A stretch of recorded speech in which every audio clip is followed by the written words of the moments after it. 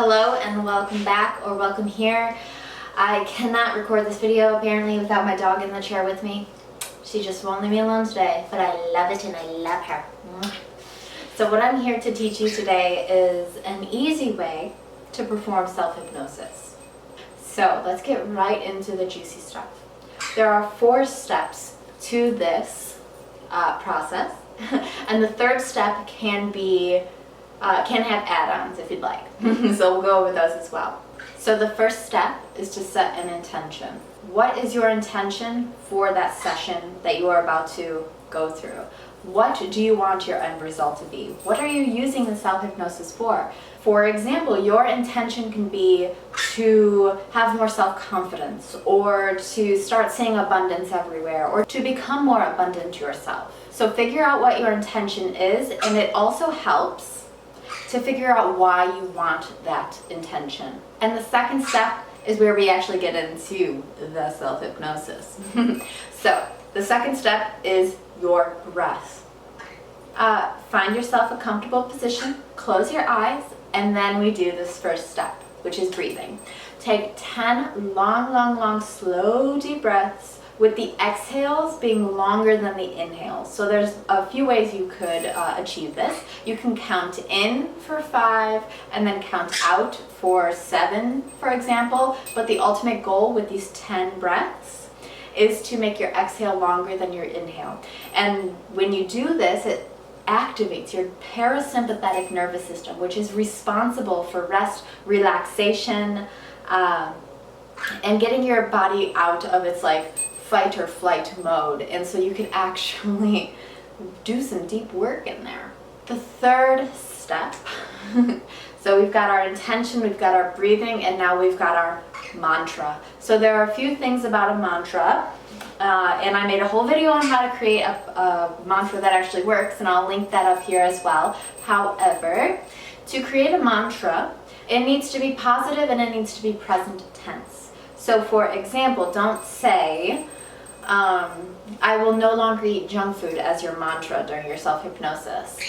Say, every day I eat healthier and healthier, right? You see the energetic difference between the two?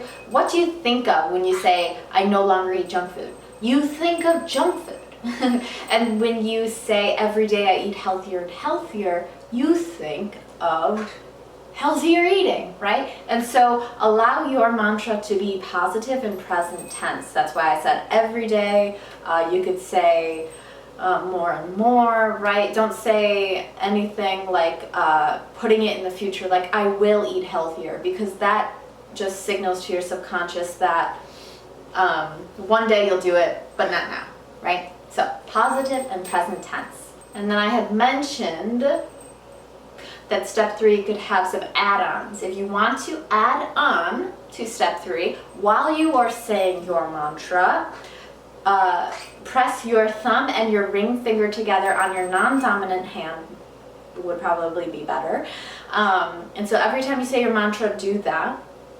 And that acts as a physical cue, kind of like a trigger. So in the future, perhaps you are at a company party and there's a bunch of junk food around. You press your trigger, your physical cue, together, and all of a sudden you are filled and overwhelmed with desires to eat healthier, because while you were in hypnosis, you had tied your mantra, your intention, to a physical cue.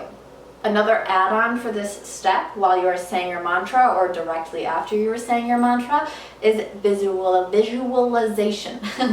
Couldn't get that one out. Visualization. So you would imagine yourself enjoying healthy meals, balanced eating, perhaps enjoying a treat, but not 20 portions of one, right? So you're imagining yourself in the future. And the cool thing about visualization is that the subconscious does not know the difference between real and imagined.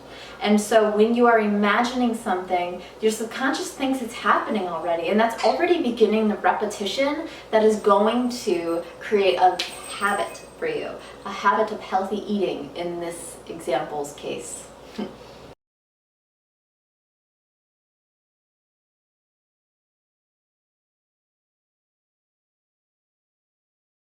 And so once you are done with your mantra and perhaps your physical cue and your visualization, then comes the last step, breathing again.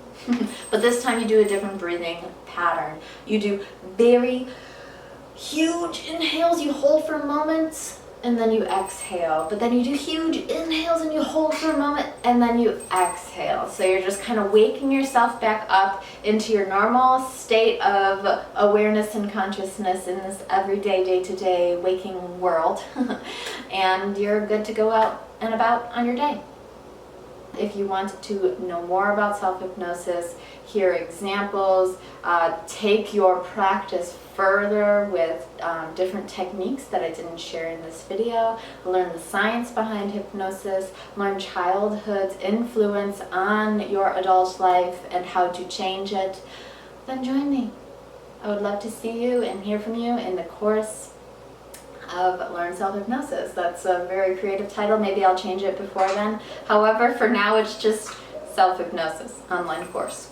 I wanted to give you a little extra. So this has helped me majorly when I coupled it with my self-hypnosis. And these are some journal prompts to perhaps do while you're in the first step, while you are setting your intention.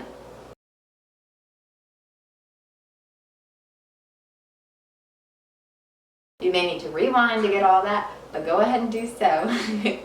But there it is. There's your easy self-hypnosis technique coupled with some bonus journaling prompts to do during your intention setting or perhaps anytime, because those are great journaling prompts. They've gotten some deep answers out of me before. Thank you so much for watching. Let me know what you got out of this and what you're going to use self-hypnosis for down in the comments below, and I'll see you next time. And Hazel, thanks you so much for being here as well. Mwah.